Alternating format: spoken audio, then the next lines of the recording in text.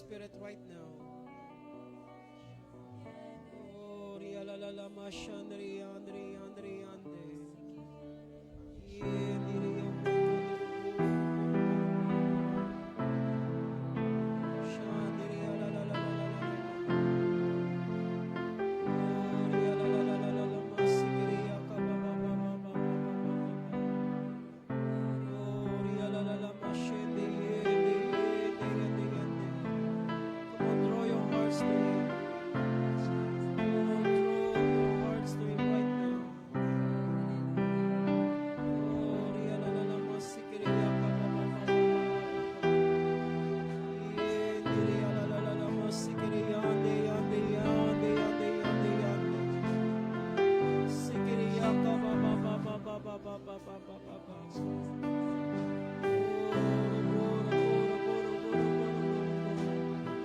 Long for more of Him. Oh, long for more of Him. Oh, we hunger and thirst for Him. Oh, Jesus, Jesus. Oh, we are hungry for You, Lord. We are hungry for You. We are thirsty for You. Oh, ria la la la la la la la la. Sikiria ba ba ba ba ba ba ba ba ba ba ba. We want to know You more. We want to drink from Your presence, oh God. Oh, we want to drink from the river. Oh, the river of Your presence, oh Lord. Oh, to the fountain of Your presence, oh God. Oh, ria la la la la la la ma sikiria ka ba ba ba ba ba ba. Yeah, diria la la la la la la la la la la la ma. Boro boro boro boro boro boro boro boro boro. She diria la la la la la la la la la la la la la la la la ma. Oh, rio kondo boro boro boro boro boro boro boro boro. Oh, drink from the river. Drink from the river of life. Oh, Rabo Shande Yandi la la la la la la la la la la. Oh, Jesus.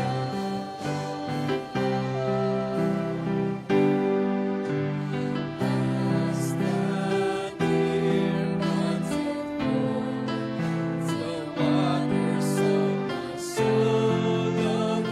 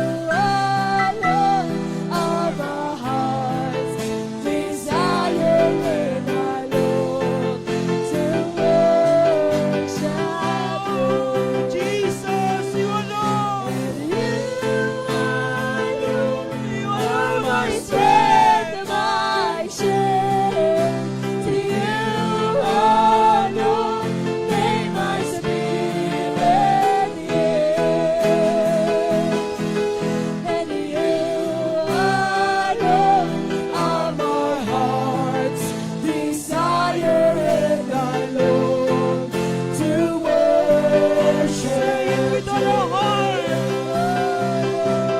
You alone are my strength, my shield. To you alone may my spirit yield. And you alone are my heart's desire, and I long to worship you. And I long to worship you.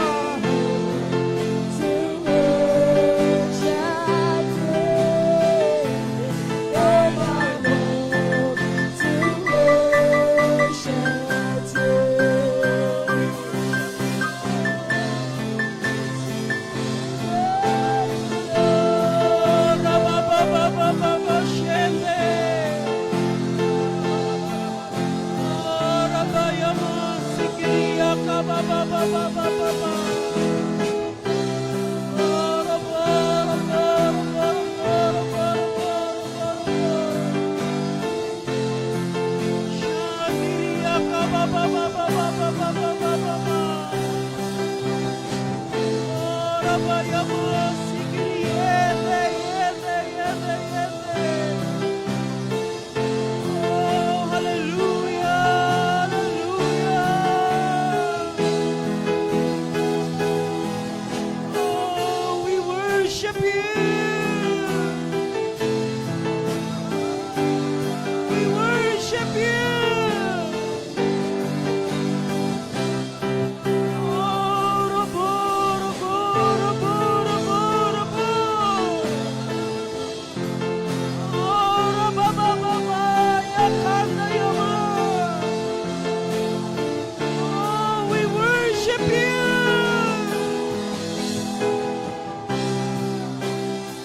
Oh, rabo, shandi, yandi, yandi, yandi.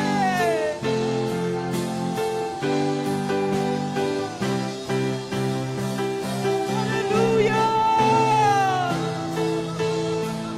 Come on, lift up your voice, lift up your heart. Oh, Rubu Shandi, Yandi, Yandi. Oh, we worship you.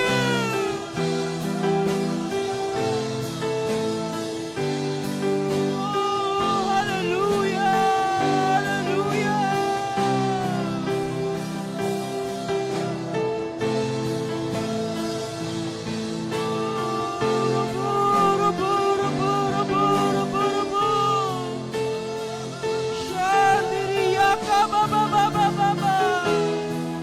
Come on, everybody pray in the Spirit right now. Sing in the Spirit right now.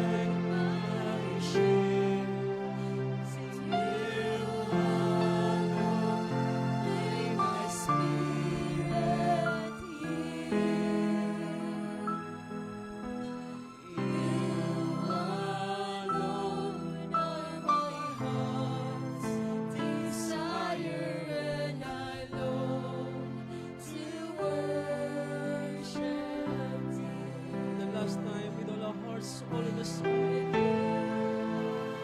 Alone are my strength, my shield. You alone may my spirit yield.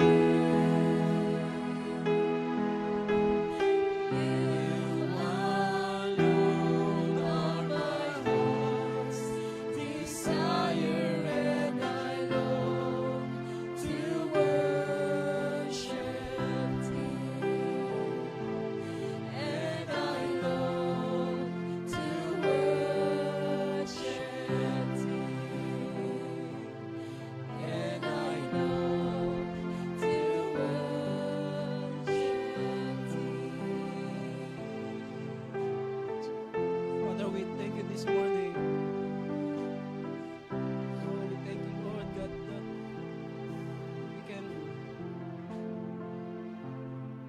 freely express our hearts to you.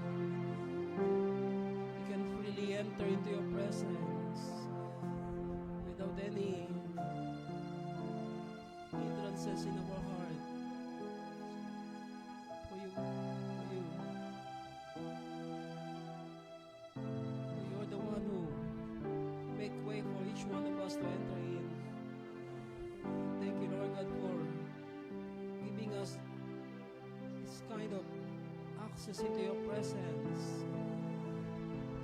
that we can express our heart, we can express our desire, the deepest desire in our hearts for you. We are hunger for more. We are thirsty for you, Lord.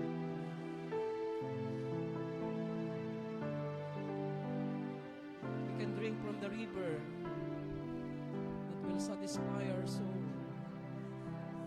Not only satisfying our soul, but releasing strength into our spirit, so that we can continue and finish what you have begun in our life. We thank you, Lord God. We feel the strength of your presence. Feel the courage inside the heart, knowing that you are here for us. We thank you, Lord. Oh, we thank you, Lord. We are standing in a new season that is coming. We are in the threshold of what you are doing in the days to come. We are so inspired of what you will do. We know it's for our it's for our good. For us to become more and more better, stronger and stronger. No mountain can stand along the way. You will level up everything. You will make rivers in the desert and a highway in the wilderness. Thank you, Lord. Oh, we thank you, Lord. Oh, we worship you. We worship you, Lord. Come on, for the last moment, just lift up your hands. Just feel His presence in this place. Feel the presence of God in your life. I tell you, He is so close. He is so close to each one of us this morning. It's like there's a man standing behind you, beside you. I tell you, He is so close to you. You can lean on Him. I said you can lean on Him.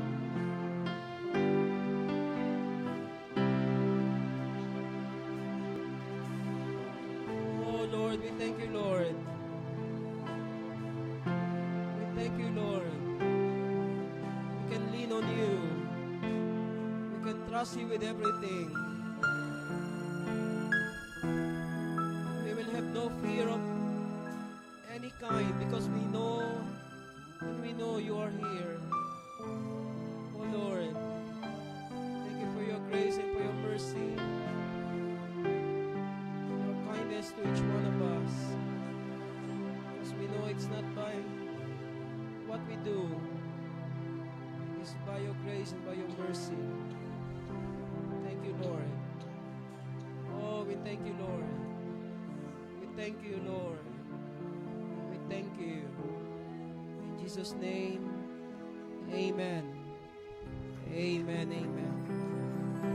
Please be seated this morning.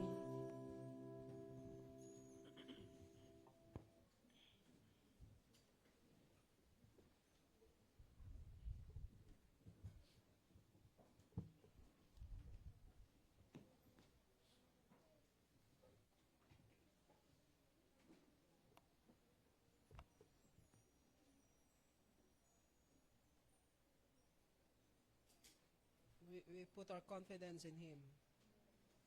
I said we put our confidence in Him. Not on our strength, not on the strength of any man, but in His presence. tell you there's no any other way.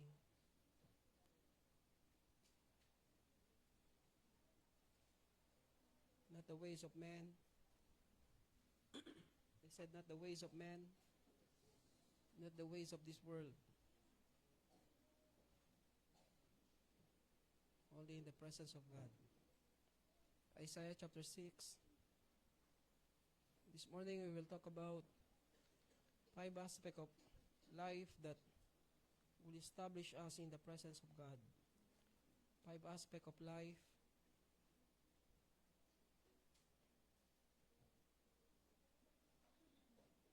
that will establish us in the presence of God.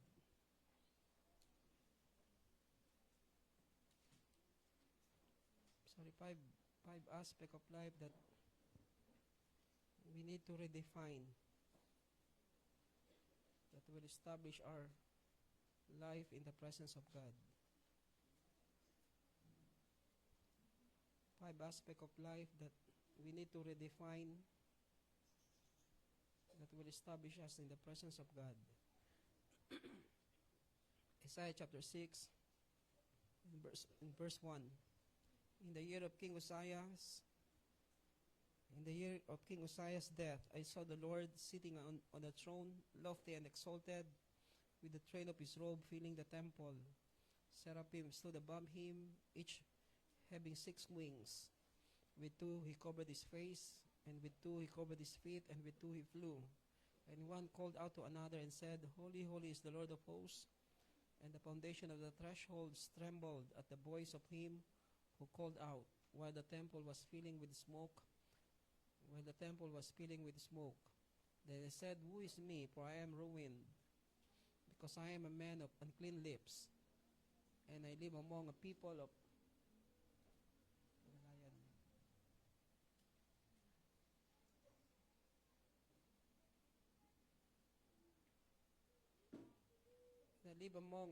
unclean lips, for my eyes have seen the King, the Lord of hosts. Then one of the seraphim flew to me with a burning coal in his hand, which he had taken from the altar with tongues. He touched my mouth with it and said, Behold, this has touched your lips, and your iniquity has taken away, your sin is forgiven. Amen. Write these things. Number one aspect of our life that we need to redefine is in the area of relationship. Amen. That's why relationship is important, because either it will connect you or disconnect you into the presence of God. Amen. That's why know how to build relationship that will connect us to the throne, connect us to Him closer and closer. Amen. That's why relationship that will connect us to the throne, an association that will open our eyes and ears to the realm of the Spirit. Amen. Relationship that will connect us to the throne, an association that will open our eyes and ears to the realm of the Spirit. Amen. So that we can have right perception of the things of God. Amen. Sometimes when we see the things of God in a wrong way, because we only see it in accordance to what we want for ourselves. Amen. Like especially in the area of the word blessing. Today when people hear about the word blessing, the first thing that will enter into their mind is material thing. Amen. But all blessings are in Christ. Amen. I said all blessings are in Christ. We are all blessed in Christ in the heavenlies. Amen. Everything about Christ is our blessing. Amen. It's more than material things. It's more than wealth, more than money, more than property. It's about the aspect of Christ. Every aspect of Christ, everything about Christ is the real blessing that God wants to release into our life. Amen. That's why the Bible says in the year that King Uzziah's death, I saw the Lord. That's why every relationship we must redefine, meaning we need to know if that relationship will connect us to God. If not, then we must cut it off. I said we must cut it off because not all relationship will bring us closer to Him. Amen. Some relationship prevent us to know God, prevent us to be in a place that God can reveal who He is to us. Amen. That's why do not occupy ourselves with relationship that will not bring us closer to Him. Amen. Some relationship are toxic. That's what you always see on Facebook. Hello. But it's more than what we have seen on social media. But we know for ourselves what kind of relationship that God wants us to establish in our lives so that we come closer and closer to Him. Amen. The right kind of association that will open our eyes and ears. Amen. To the realm of the Spirit. You know, look at the church today. They don't know anything about the spirit world. Do you remember, I think, past 2 weeks, last two Sundays, amen, we pray, prophesy about God's protection. Okay, some of you don't remember. Do you remember? Do you remember what I said? That I see a hand that will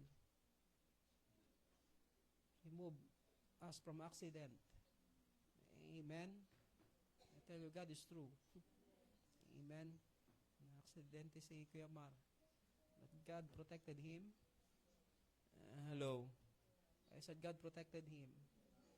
That's why this is important for us to know that we must be in a place that the Word of God is coming as our shield, as our protection. Amen. Amen. Look at the church today. They don't know about the things of the Spirit. They don't know about the spirit world. Amen. Everything they understand is the natural thing, natural world. Amen. Everything is about material things. Everything is about life pertaining only for the now, but not for the future, not for eternal. Amen. But the church in the book of Acts, the spirit world is so real to them. Amen. They see angels, they see miracles. Hello. Jesus is involved, angels are involved. Hello. The spirit world is so real. Amen. That they engage with the spirit world. Amen. But the church today, they only engage with material things. Amen. If they are blessed materially, they praise the Lord up to the sky, up to the moon. Hello. That's the only encounter that they have with God.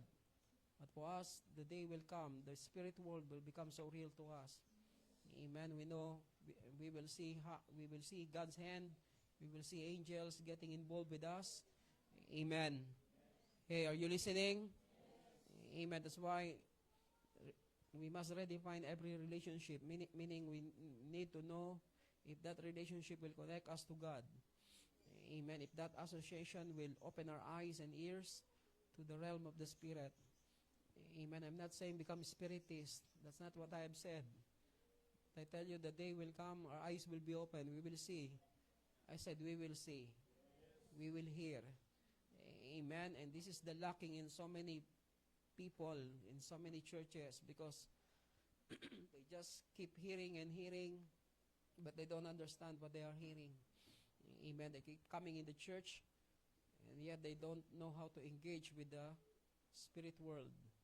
Why? Because everything in this world, there is a spirit behind on it. Amen. Even the economy is run by the Spirit. Amen. There's a spirit behind. Amen. Even in the area of economy, everything in this world, there's a spirit behind on it. Amen. Even the social media itself.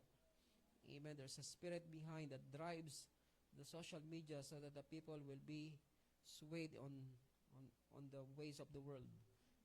Amen. That's why be careful. We must know how to engage in the realm of the Spirit, that we can see things that God wants to do, and we can speak what we see. I said we can speak what we see. We can hear what we see. Amen. So that what we see, what we hear from God is the thing that will establish the environment. Amen. Not only the environment, but the most important thing is what will establish our heart. Amen. What will establish our life before God. Amen. That's why this is the problem. Amen. The Bible says in the year of King Uzziah's death, I saw the Lord. Imagine,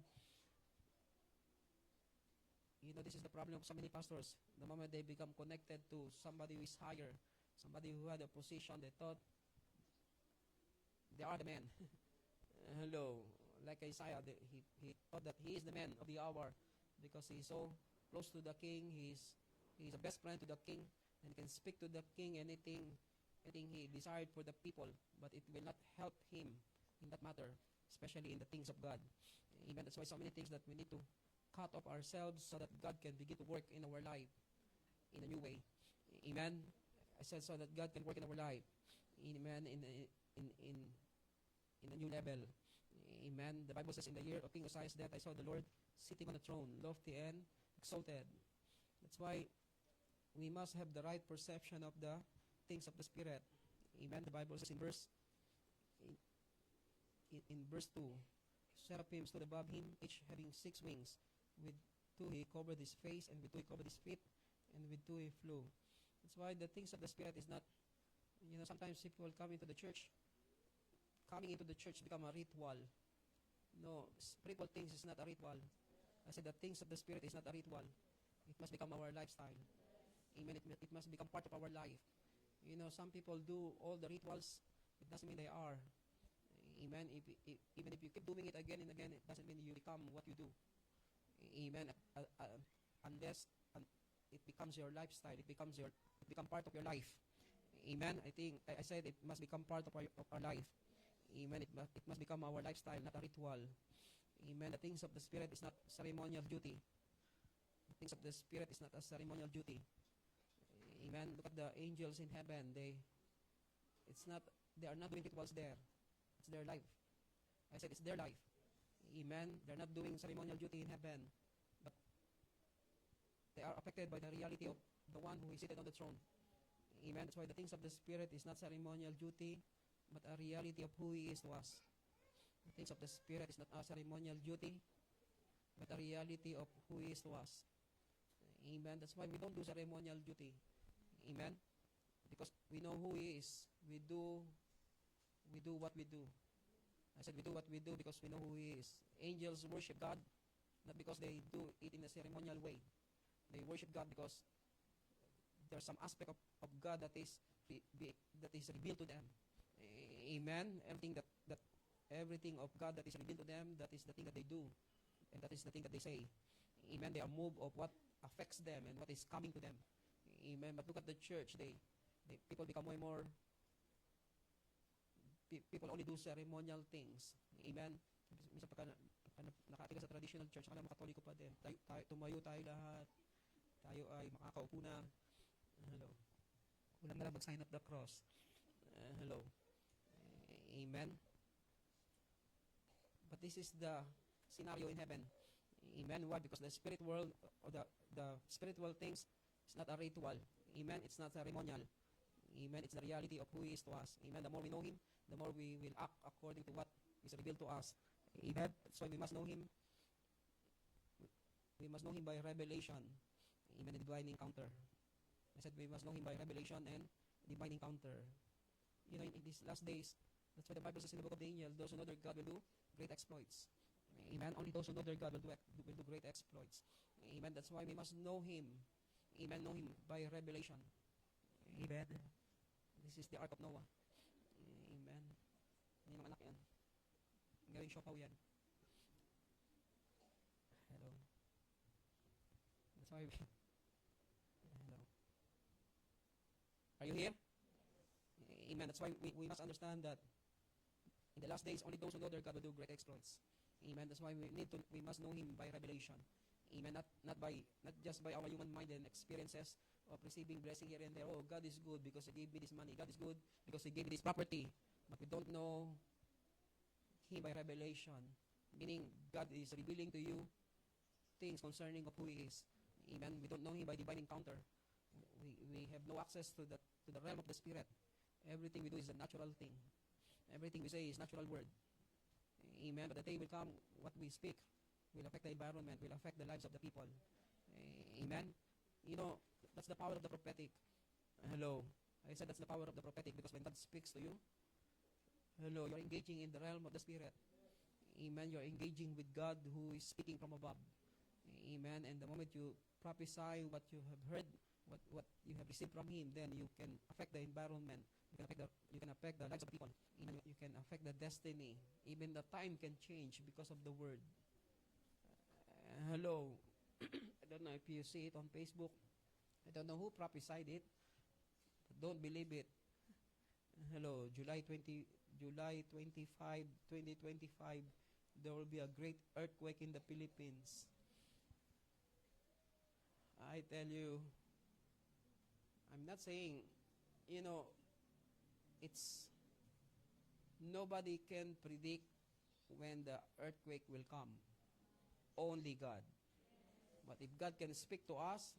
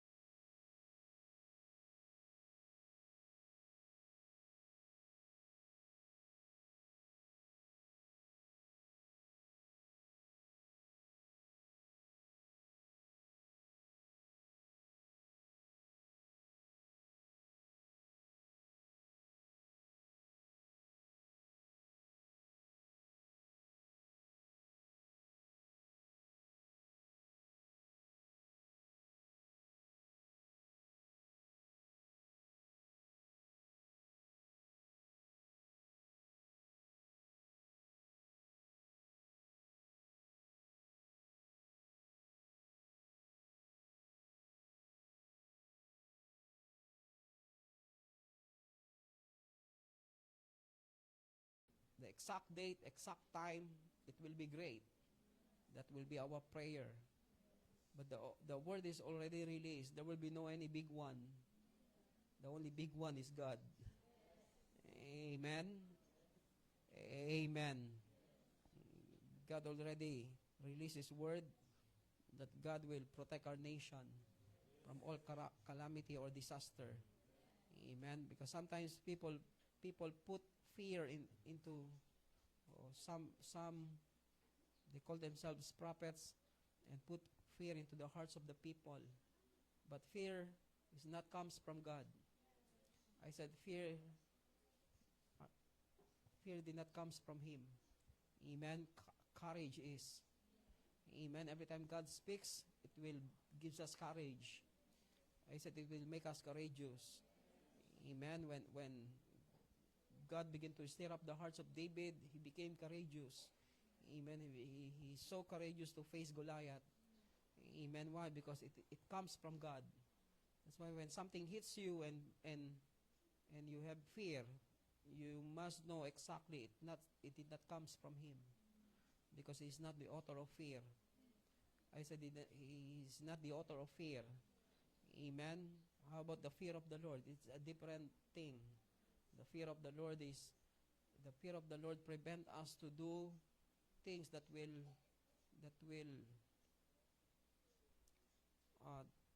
make Him angry. Amen. The fear of the Lord will bring us into a place that we don't want to disappoint Him. Amen. That's the fear of God. That's divine fear.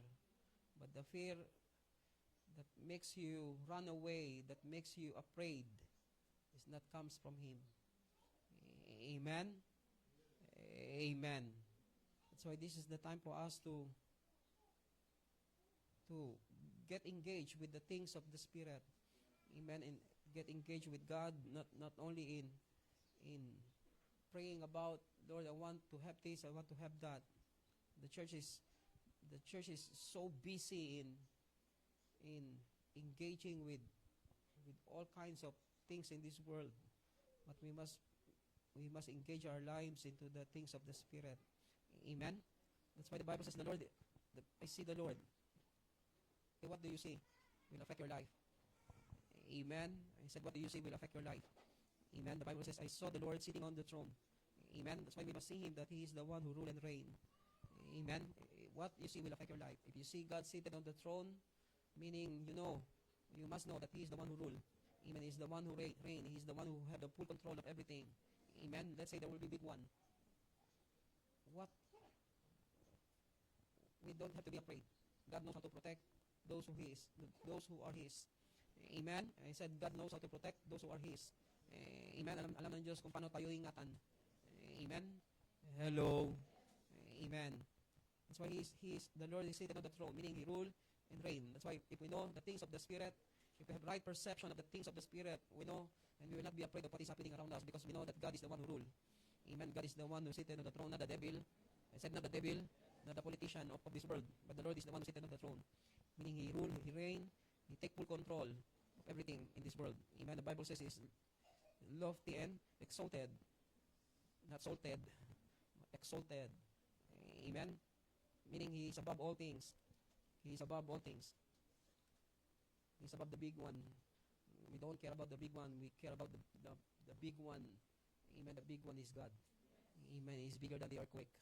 I said He is stronger than the earthquake. Amen. When there is an earthquake, we must understand when the ground is shaken, because God is speaking. Hello. If people don't listen, then God will shake the ground to know, so that everybody will know God is saying something. Amen. When the ground shakes, because the saints are praying and something is happening in the spirit realm. Do you read that in the scripture? Amen. When the saints prayed in heaven, the ground shakes. Amen. When the saints prayed in the upper room, the ground also shakes. Amen.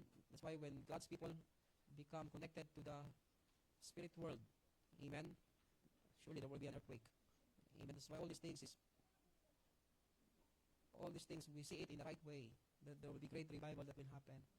Amen. They are expecting big one. We are expecting great revival. Amen. I said we are expecting great revival. We are expecting the move of God that we don't experience before. Amen. That's why He is lofty and exalted. Okay, let's read it again. He is lofty and exalted, and the train of His robe filling the temple. Right, these things is lofty and exalted, meaning He is above all things and filling all things through the church. He is above all things and filling all things through the church. Ephesians chapter 2. It's like the earth will be filled with His glory. How it happen? It will happen through the church. Ephesians 2, verse 22.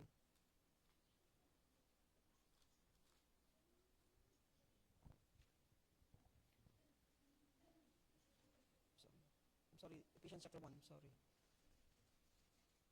Chapter 1, verse 22. And He put all things in subjection under His feet, and gave Him as head over all things to the church, which is His body, the fullness of Him who fills all in all.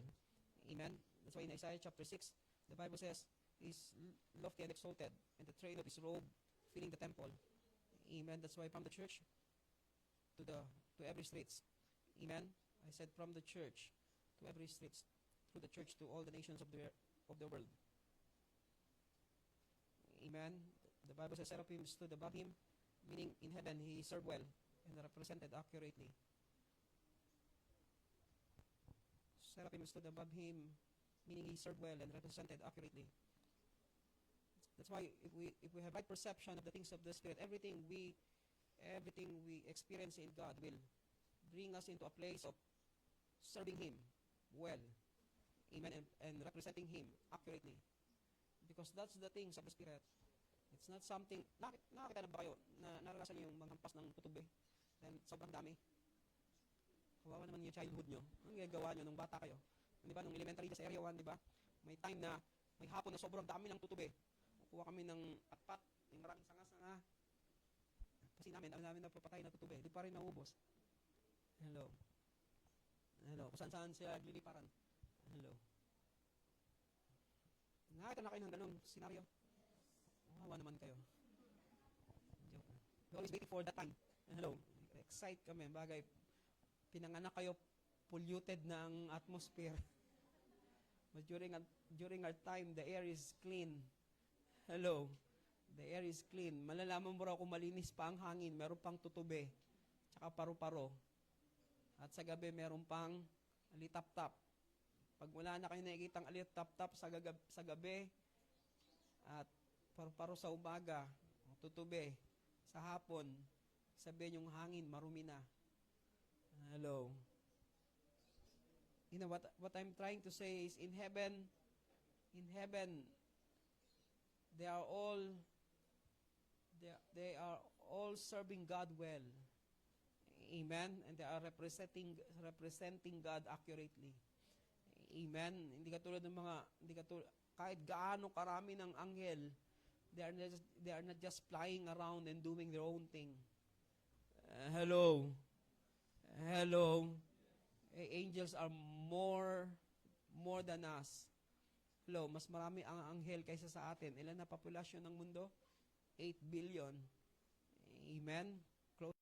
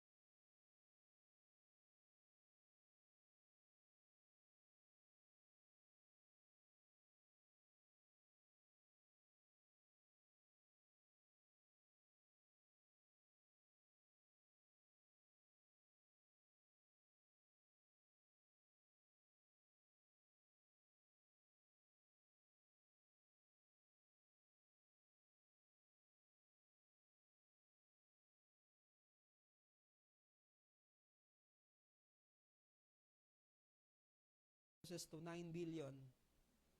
Or maybe they said that in 2030 it will reach to 10 billion or 11 billion.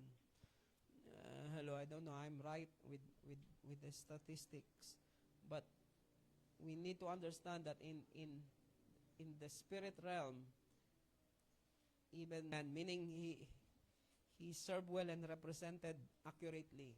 Even angels there, they are not just singing, but they are expressing the presence of God that is affecting their life. Amen. Everything that affects them is their expression. Amen. It's their words that they utter before God. Amen. The Bible says, with two he covered his face, and with two he flew. And with two he covered his face, with two he covered his feet, and with two he flew. Meaning, in heaven, the realm of the Spirit, no self is exalted. I said, no self is exalted and manifested. No self is exalted. That's the reason why Lucifer is thrown out. Amen. Why? Because in the spirit realm, self is not allowed. I said self is not allowed.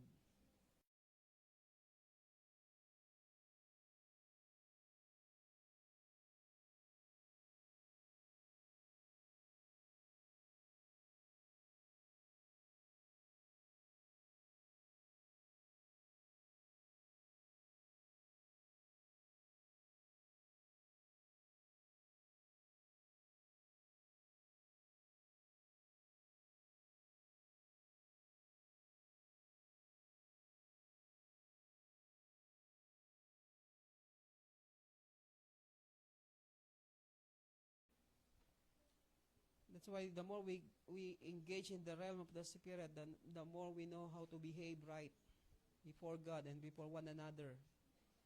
Hello. No flesh is allowed to manifest. No self is exalted and manifested before the presence of God.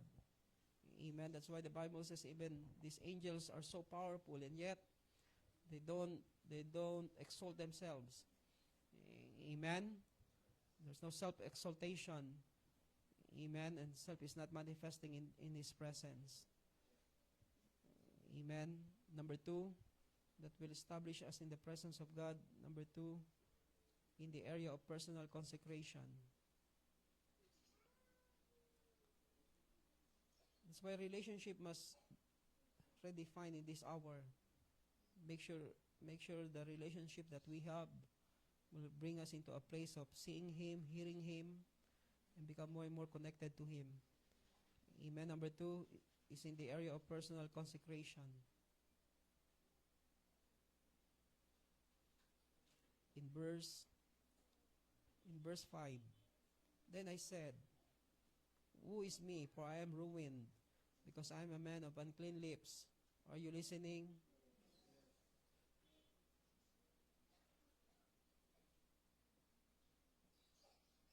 And I live among a people of unclean lips, for my eyes have seen the King, the Lord of hosts.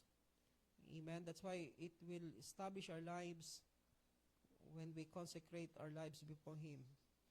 Amen. Our lives will be established in the presence of God when there is personal consecration. Amen. How passionately we are to be changed. Hello, how desperate we are to be changed. Some people that, I'm okay because I do a lot of things. It's not doing a lot of things. It's how deeply you are changed.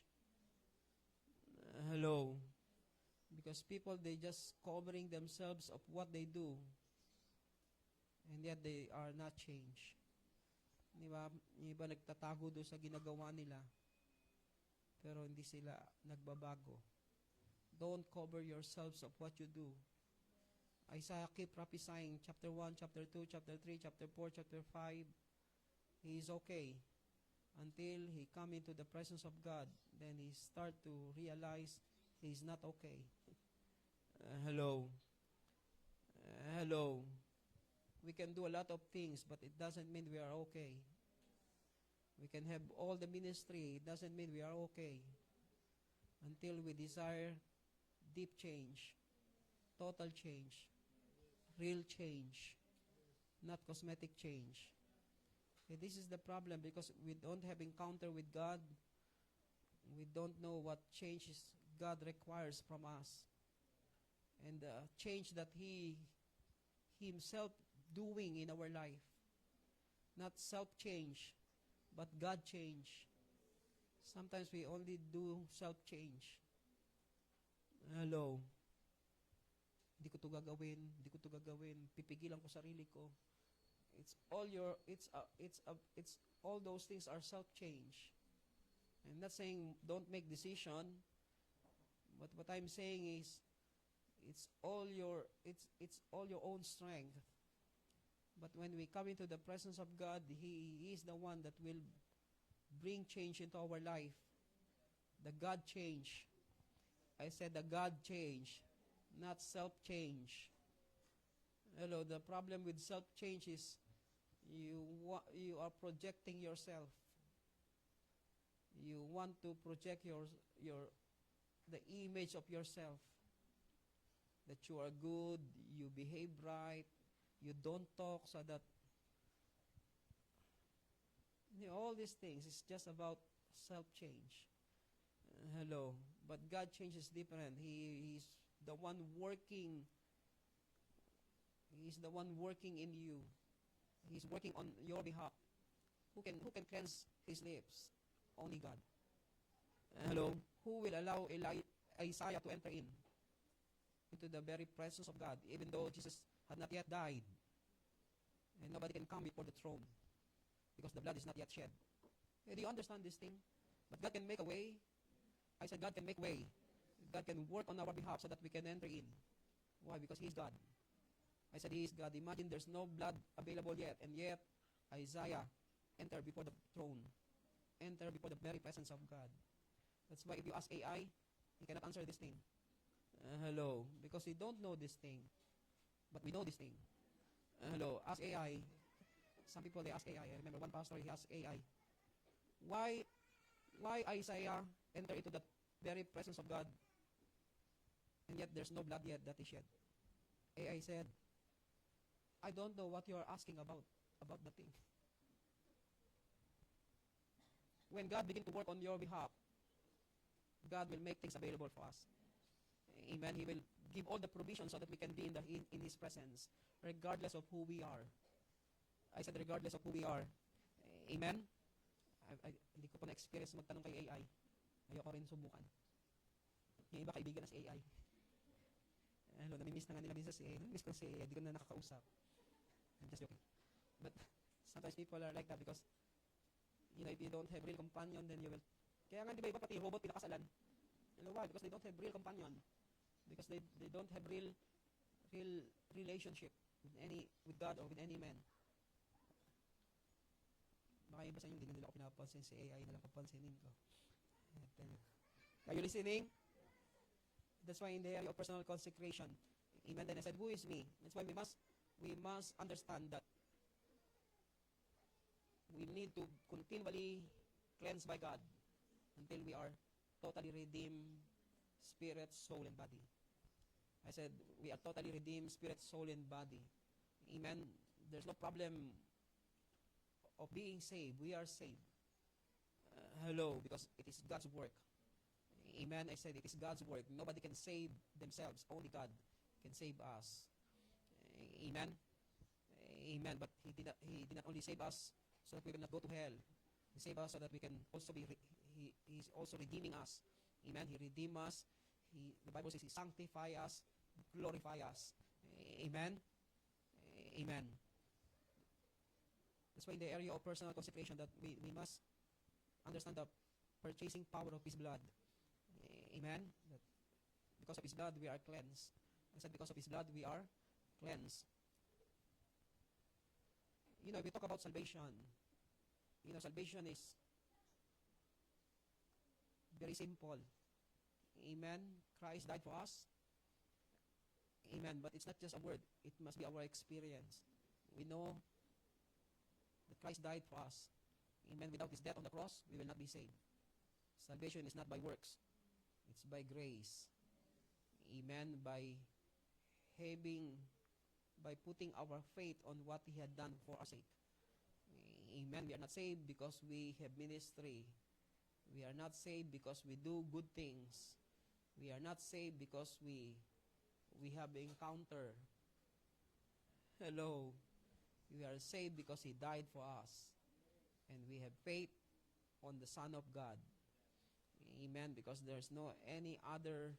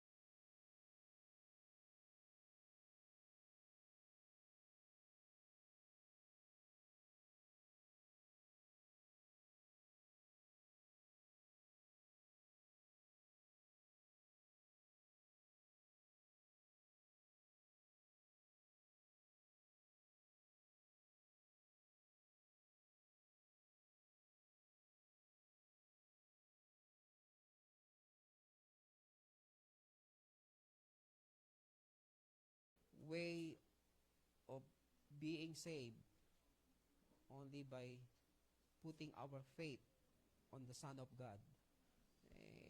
Amen? We will all go up into heaven not because we do a lot of things. We will all go up into heaven because we believe on the Son of God who died for us and shed His blood so that we are cleansed from all our sin. Amen? He's the one who purchased us, amen, from the hands of the enemy. Hello, binili ba tayo ng Diyos? Amen, His blood, the purchasing power of His blood that redeem us from the hands of the enemy. Amen, we are all slave of Satan. Amen, but when He died on the cross, He shed His blood, He purchased us with His own blood so that we are no longer bound and slave by sin. Amen. Now we are slave of God doing His will. Amen. That's why we have no debt with the devil. Wala tayong utang kahit kanino. Amen. Meron tayong utang sa Diyos. Amen. That's why we serve Him, we love Him, we seek Him, because we are in debt with God. Amen? Amen. Hello, Snow White. Amen. Amen. That's why in the area of personal consecration, we cannot establish our lives in the presence of God unless we are totally cleansed. Amen. Unless we allow God to cleanse us. Kaya iba, di ba, labas-pasok lang sa presensya ng Diyos. They cannot stay there. Why? Because they don't have personal consecration. Ngayon, mararamdaman nila presensya ng Diyos, bukas hindi na naman. Bukas hirap na naman sila. Hello. Pag narinig mo nag-pray, parang hirap na hirap. Ang tawag doon eh. Sometimes you hear them, they are in agony or they are in anguish of soul. No. Anytime we can enter in because we know how to stay there. We know how to live there. Amen. Why? Because we consecrate our lives. Amen. Before the presence of God. So in the area of consecration, make sure God is continually cleansing us every day. Amen. Amen. Number 3, in the area of, if we want to establish our lives into the presence of God, in the area of commissioning. In the area of commissioning. Meaning our desire to be used by God. What's the use of why God will make you stay with His presence for doing nothing? Hello. He will make you live there so that you can do something for Him. That's why Elijah said, as the Lord the God of Israel live, before whom I stand in the presence of God to affect the nation, to affect the kingdom. There will be neither dew nor rain except my word. Amen. That's why in the area of commissioning, but we must also understand that there will be cleansing before commissioning. I said there will be cleansing before commissioning. Amen. That's why what will make us establish in the presence of God. Number 2 is in the area of consecration. Amen. And number 3 is in the area of commissioning. How we desire to be used by God. Amen. But there will be no commissioning without cleansing first. Amen. That's why all these things will establish us in the presence of God when we allow God to cleanse us and allow God to be used by God. Amen. To be used by Him. Amen. In verse 8. Then I heard the voice of the Lord saying, Whom shall I send, and who will go for us?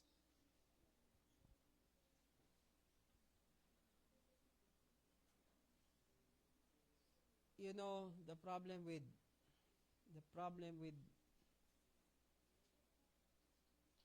technology is good, but also technology will make us lazy not to think through.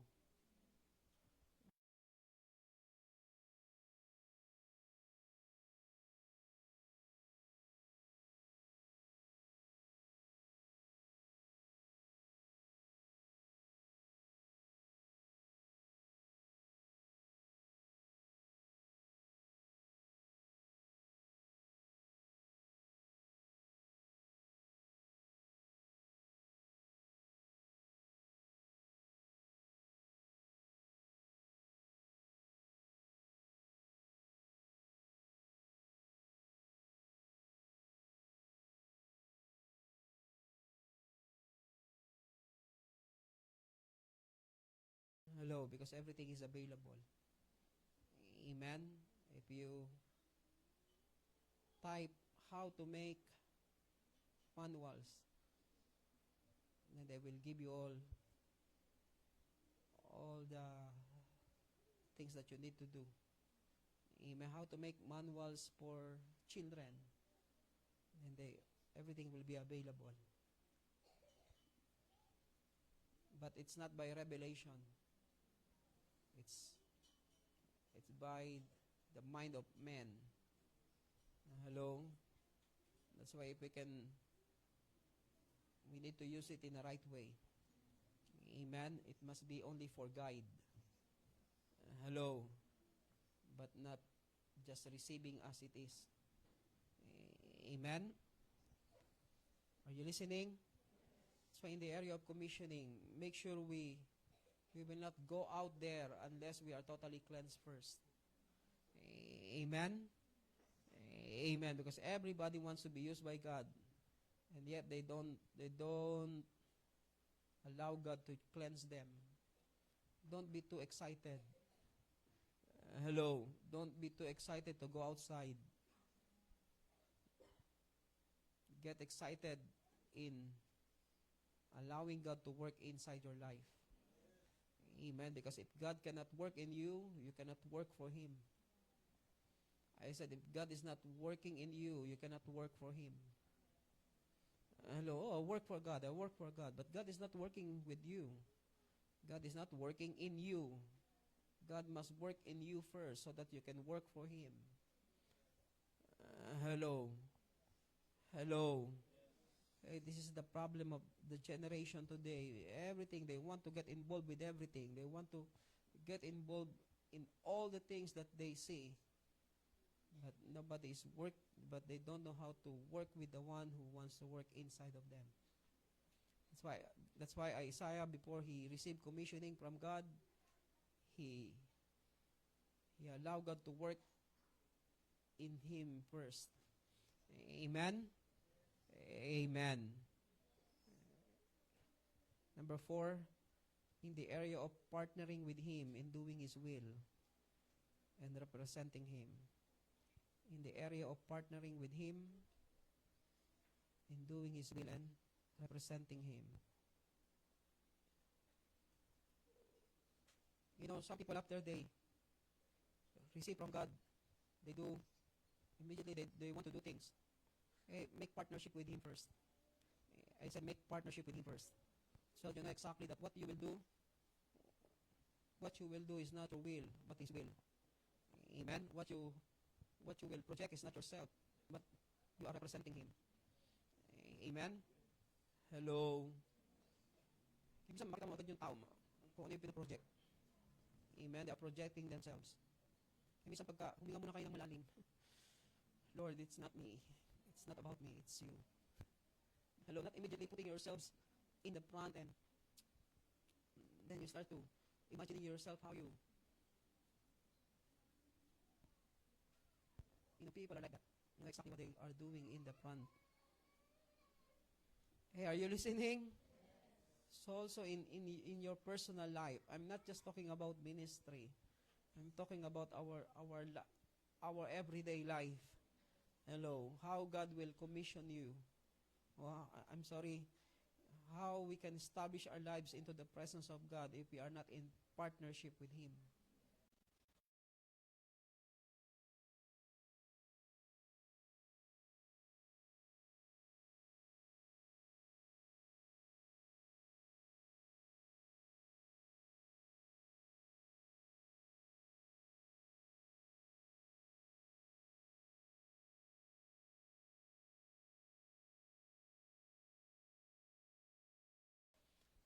Hello.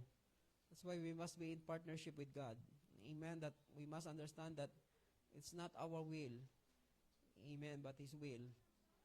Amen. So that we can represent Him well. Number 5, in the issue of achieving our goal or fulfilling His purpose. In the issue of achieving our goal or fulfilling His purpose.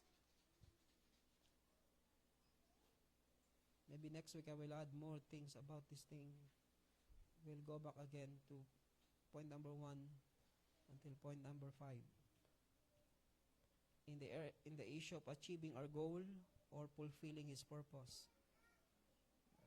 I look at verse 8. Then I heard the voice of the Lord saying, Whom shall I send? Who will go for us?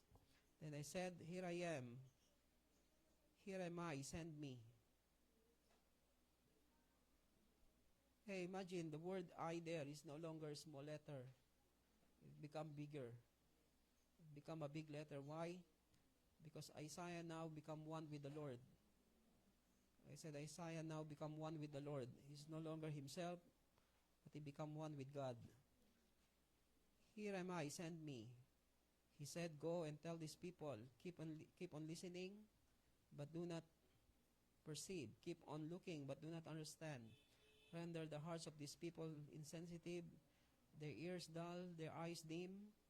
Otherwise they might see with their eyes, hear with their ears, and understand with their hearts, and return and be healed. Then I said, Lord, how long? And He answered, Until. Amen. You can read it all the way. Amen. Meaning, sometimes we want to be in the presence of God because we want to achieve our goal. We're just using Him for our goal, but not fulfilling His purpose. That's the reason why so many people, they cannot live in the presence of God, because there are so many issues in their hearts. And that issue is not, the issue is they only want to fulfill their own dreams, but not fulfilling the purpose of God. Some people, Lord, I want you because I want to become achiever of so many things. No, what do you want to achieve? If God will use you, of course you want everybody to listen to you. Hello. But it's not what Isaiah wants to achieve. But it's the purpose of God that needs to be fulfilled. And the purpose is to see the holy seed. Amen. The holy seed to grow. The holy seed to manifest. Amen. But the goal of so many people, they want more people. People will listen to them. People will clap their hands. People will praise them. But that's not the result. Amen. Because people always look for the result, good result. Amen. But God is looking for the fulfillment of His purpose. Amen. He is looking for His purpose to be established, to His plan to be accomplished. Amen. I believe this is what we need to understand in our life so that we can stay in the presence of God. Amen. So that we can live in the presence of God. Because living in the presence of God is not just feeling Him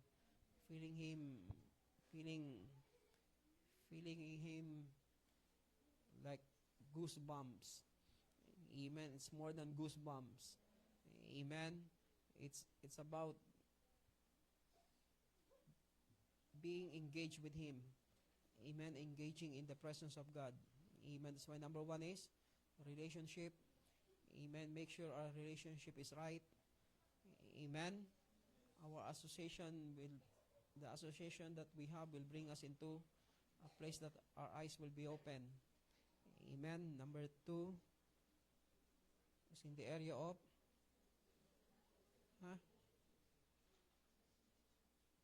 the area of personal consecration. Amen. Make sure our life are consecrated to God. Amen. Then in the area of commissioning, the desire to be used by God, not using God. I said the desire to be used by God, not using God. Amen. Then in the area of partnering with Him. Amen. And the last thing is the issue of achieving our goal or fulfilling His purpose. Amen. Let's all stand. Let's have our communion this afternoon. Okay, still morning. 5 minutes to 12. Okay, don't use God to achieve your goal. Hello. You know, are you listening? Some of you have a world of your own.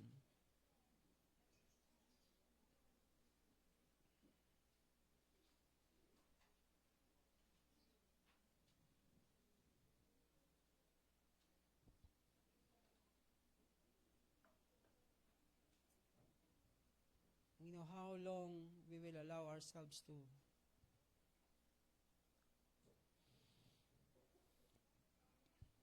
live.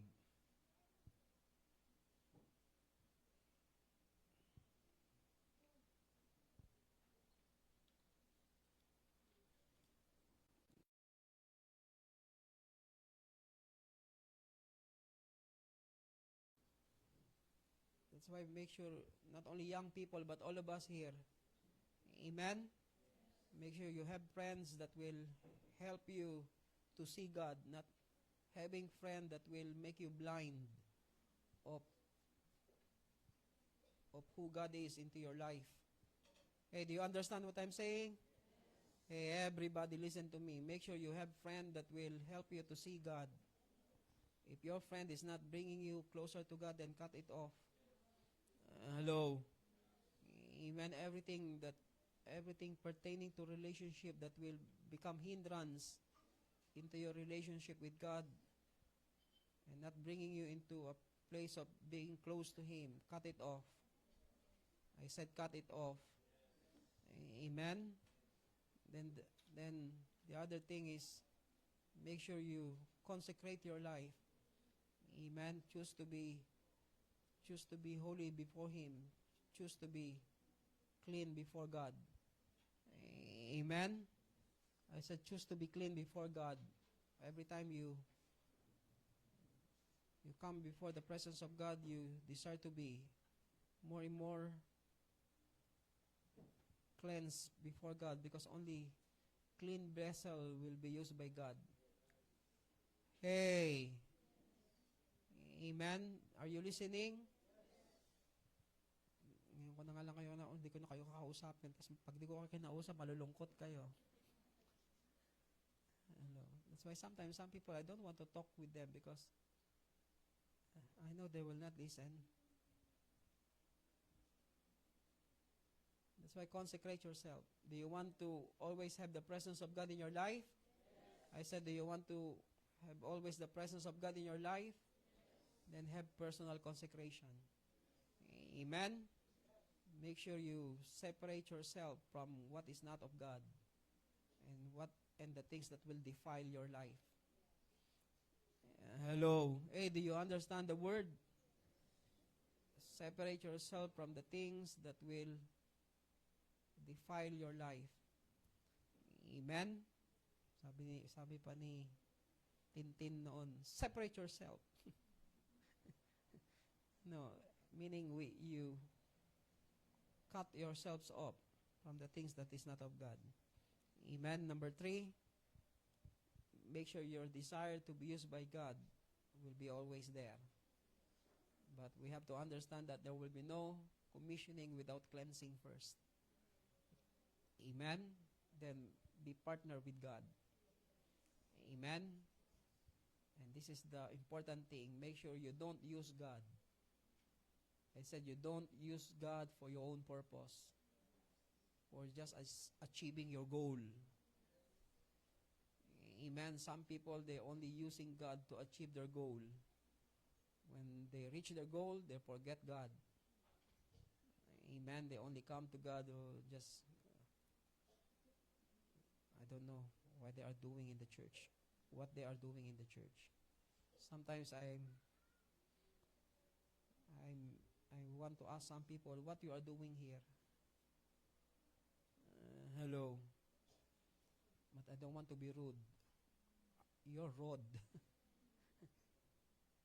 Make sure you know why you're here. Amen.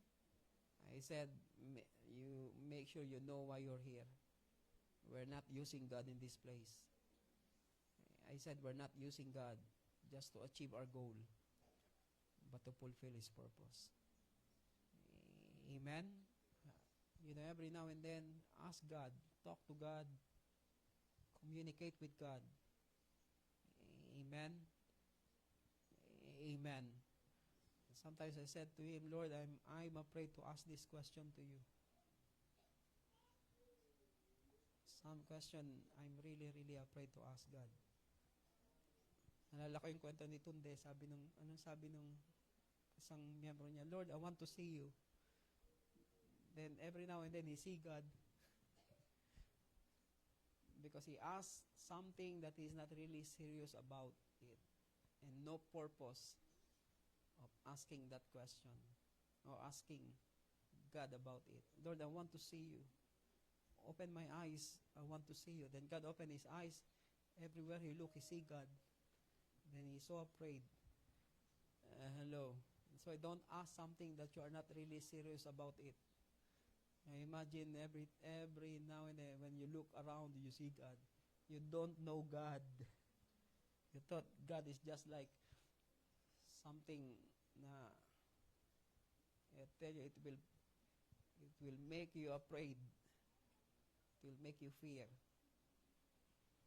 Hello. He is real. Amen. Do you remember that story of Dr. Tunde? Hello. One of his church members said, "Oh, I want to see you, Lord." Then God began to show himself everywhere, every time.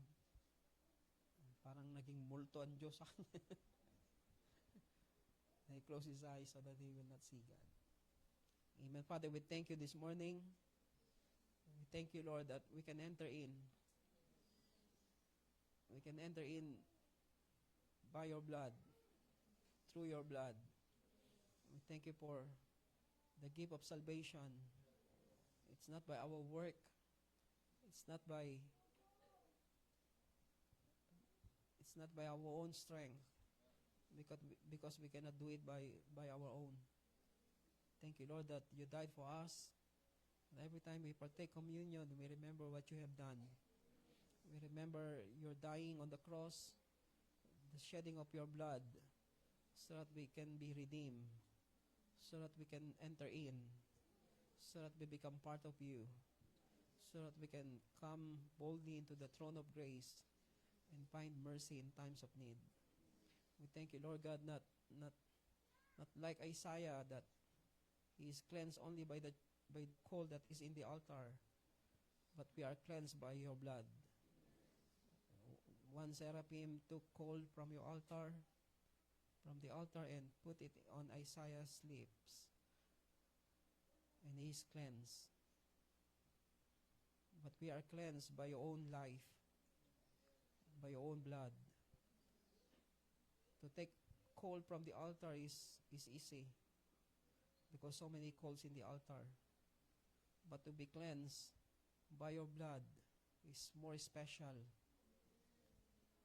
because it takes the life of your very own Son for us to be in the presence of our King, of our Lord. We thank you, Lord God, for this privilege that you gave to us, that you did not just take a coal from the altar, but your own blood was shed for our sake, so that we can come boldly into your throne, into your very presence. We can stay, we can live, because your blood is available throughout eternity. Thank you, Lord God, for your body that was bruised and torn, so that we can be healed, and we can, Lord God, we can be healed, and we can be restored back into the body, which is your church. We bless you this morning as we eat the bread and drink the cup. We know exactly the goodness of God in our life. Your loving kindness, your tender mercy, and your grace that is so unfathomable that we cannot comprehend, oh Lord, but we know, and we know because we are part of your life. Father, right now I pray, bless this bread, bless this cup. Let Those who are sick, be healed. Those who are weak, become strong. Those who are poor, become rich. Lord God, in Jesus' name, let the grace abound in each one of us. Let the presence of God abound in each one of us. I pray, O Lord God, that this will be the beginning of a new day, beginning of a new dawn, beginning of a new season to each one of us, that we can become so inspired of what you will do in the coming days. As we partake this communion, let every chain be broken in the name of Jesus right now. Let every closed door be open in the name of Jesus. I pray right now that whatever hinders us to enter in will be broken. Every mountain be removed in Jesus' name. Oh Lord, come on, just thank Him. Thank Him personally.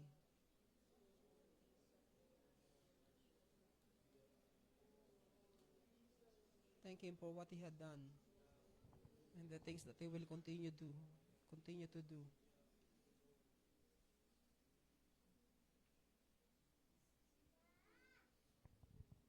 Thank you, Lord. Come on, let us eat the bread.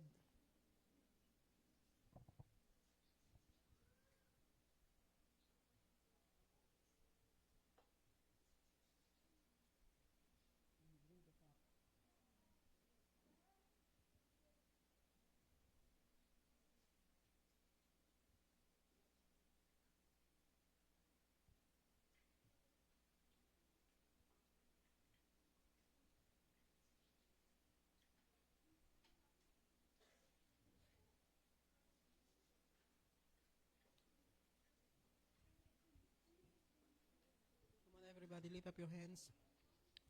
Father, bless your people. Thank you for your protection. Thank you for your divine protection to each one of us. We thank you, Lord God, that your hand is always heavy upon our lives, so that we can only do what you want us to do, so that we can do your will. Thank you, Lord God, that we will learn how to yield to you. We will learn how to obey you, even at all cost. We bless your name. I pray for every family in this place, that all our family will be saved. Our loved ones, all our loved ones will be saved. We will see them in your house, glorifying you, worshiping you, praising you. We prophesy it in Jesus' name. Oh, that all generation, not just 3 generations will come in this house, but all generation will come into this house.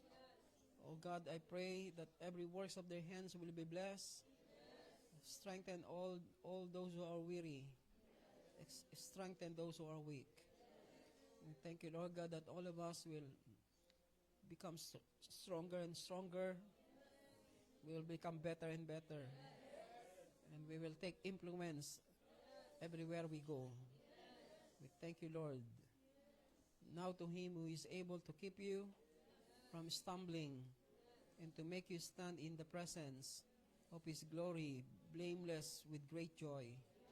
To the only God, our Savior, through Jesus Christ our Lord, be glory, majesty, and dominion, authority before all time, and now and forever. Bless them, O Lord. In Jesus' name, amen. Amen. May God bless you. Is there any more announcement? Please remember all our pledges. Amen.